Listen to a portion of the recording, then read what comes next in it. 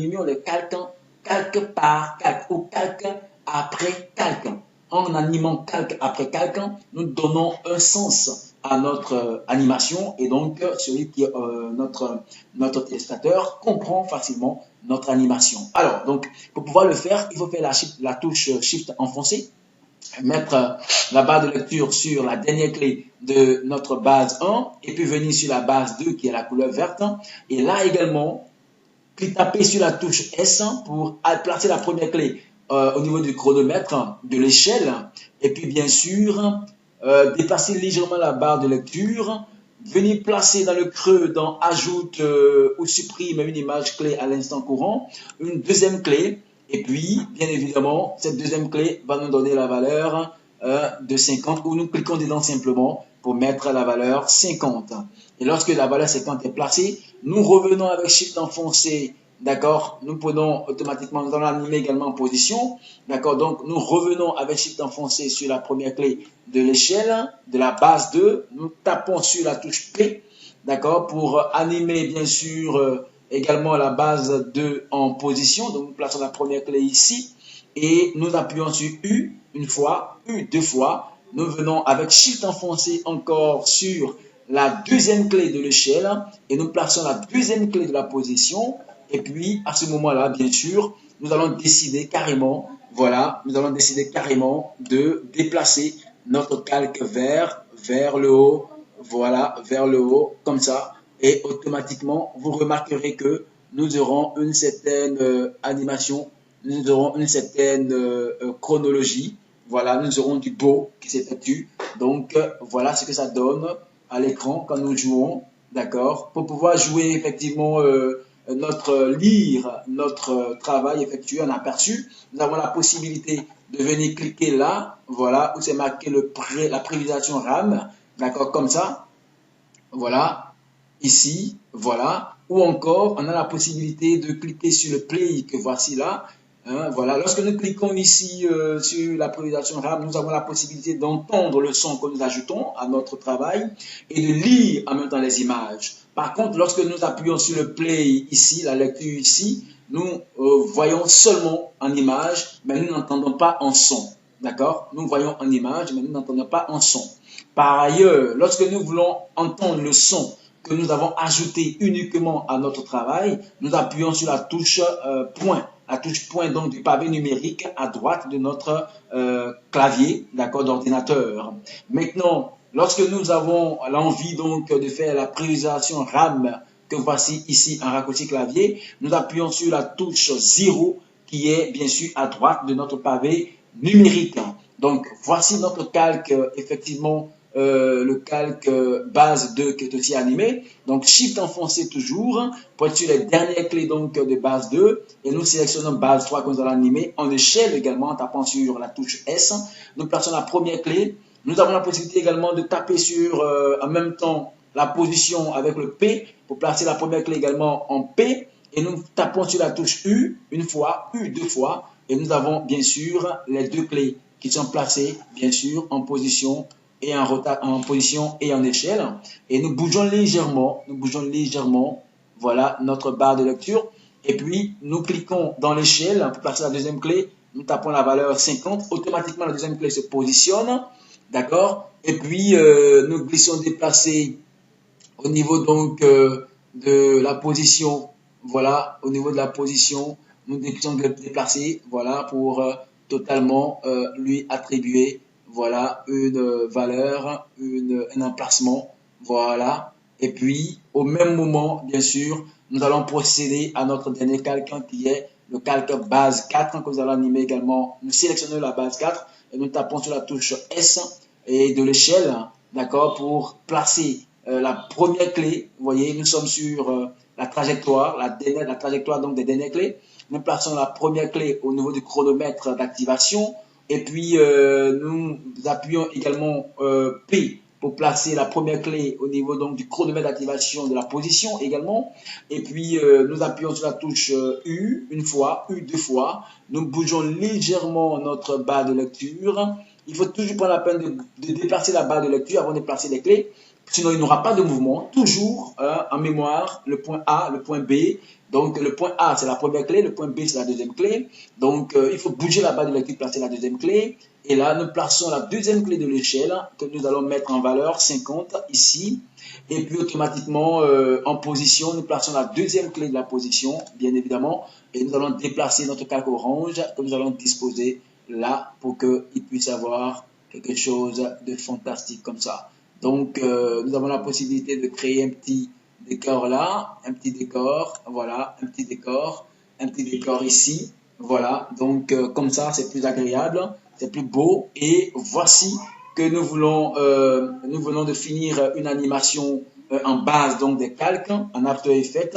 Voilà pour ce tutoriel. Quand nous avons fini, nous allons profiter de l'occasion pour enregistrer notre travail en faisant menu fichier. Voilà, enregistrer sous, menu fichier enregistrer sous. Donc nous irons automatiquement dans le dossier travaux. Et puis là, nous allons mettre tutoriel, base, animation, After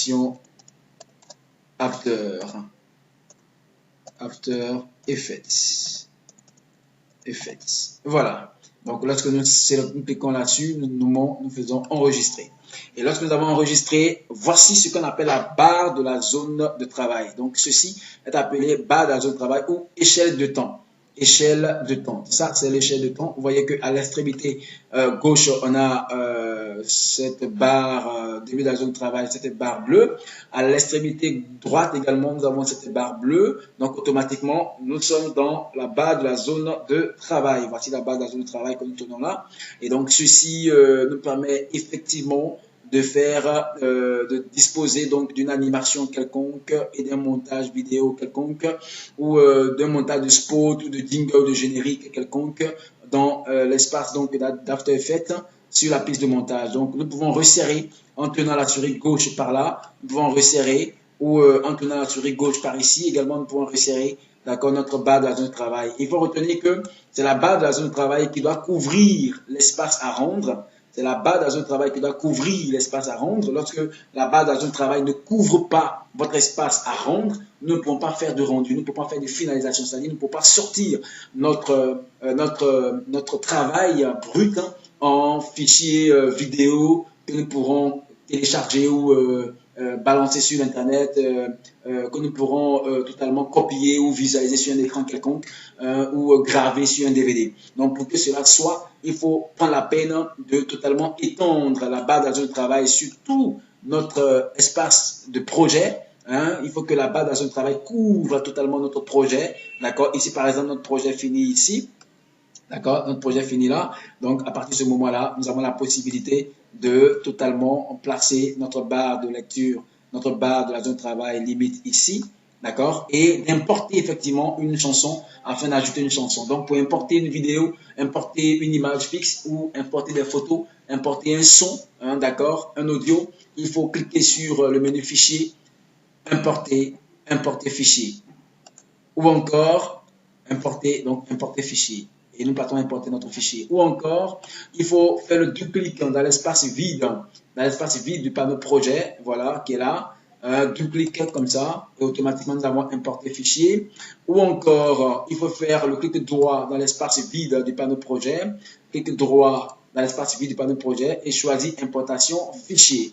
Ou voilà, donc nous avons ces trois étapes, plus bien sûr le raccourci clavier, contrôle plus I, voilà, qui nous permet de choisir un fichier que nous voulons importer. Donc nous irons carrément nous irons prendre un fichier audio quelque part. Donc nous sortirons carrément de ce dossier-ci. Nous irons dans musique. Dans musique, nous allons prendre pratiquement instrumental. Voilà, instrumental, voilà, nous prenons un bloc d'assaut par exemple, voilà, nous prenons un bloc d'assaut par exemple, il y a instrumental Céline Dion, voilà, nous avons instrumental Céline Dion, ou encore nous avons de Michael Jackson ici. Voilà, nous avons des Michael Jackson. Voilà, nous avons des Michael Jackson. Ou bien nous avons I'm Alive. Donc on prend I'm Alive de Céline Dion. Voilà. Nous avons I'm Alive de Céline Dion. Nous allons glisser, déplacer ça et déposer juste en dessous. Voilà, comme ça, sur notre piste. Et puis, pour jouer cela, nous allons appuyer la touche point. Voilà.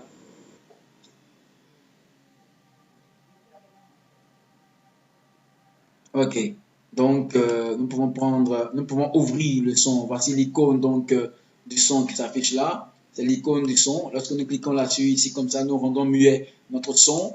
Voilà. Donc, pour que le son soit muet, il faut juste cliquer là pour décocher l'icône. Mais lorsque nous voulons entendre le son, nous cliquons ici pour que l'icône apparaisse. Et nous ouvrons le petit triangle blanc qui est ici. Nous ouvrons encore audio qui est là. Et nous avons la possibilité de placer des clés. Voilà, ici. Ou encore nous ouvrons le signal pour voir mieux les cadences, bien sûr, de notre musique. Voilà, donc nous avons la possibilité de tailler juste ici. Voilà, donc comme nous taillons, voilà, nous pouvons carrément décider, voilà, nous pouvons carrément décider, voilà, voilà, de jouer. Voilà, très bien. Donc, aujourd'hui, voici ce que nous allons voir. Nous avons vu sur les bases donc de After Effects. Voilà, donc le son, comment traiter le son. Voici comment placer également les clés. Pour le son, il faut placer la première clé. D'accord. Lorsque nous voulons baisser le son, nous sommes quelque part ici. Nous voulons baisser le son à partir d'ici. Il faut placer toujours la première clé qui maintient la hauteur, le premier niveau donc sonore de notre son. Et ensuite bouger légèrement la barre de lecture. Et puis cette fois-ci, réduire en mettant les valeurs négatives jusqu'à -20, voilà, -20 par exemple, ou -15. Ça nous permet de baisser notre son, d'accord? Donc si nous voulons relever notre son, avant de relever notre son sur un certain intervalle, nous prenons la peine bien évidemment de placer une autre clé dans le coin d'abord, dans ajoute ou supprime une image clé, d'abord pour maintenir le niveau de -20 et ensuite nous bougeons la barre de lecture pour remonter à 0, voilà, afin que notre son soit encore audible. Donc voilà comment nous allons procéder dans l'animation du son. Il faut toujours placer deux clés. La première clé est la clé qui maintient dans la position initiale. La deuxième clé est la clé d'animation, la clé donc du mouvement. Et donc si nous voulons animer, il faut toujours partir du point A vers le point B. Et donc, il faut partir donc du point initial, de la clé initiale qui maintient dans la position. Et puis, la deuxième clé est la clé du mouvement. D'accord? La clé du déplacement, la clé du mouvement, la clé de la réduction de la valeur ou la clé de l'augmentation de la valeur.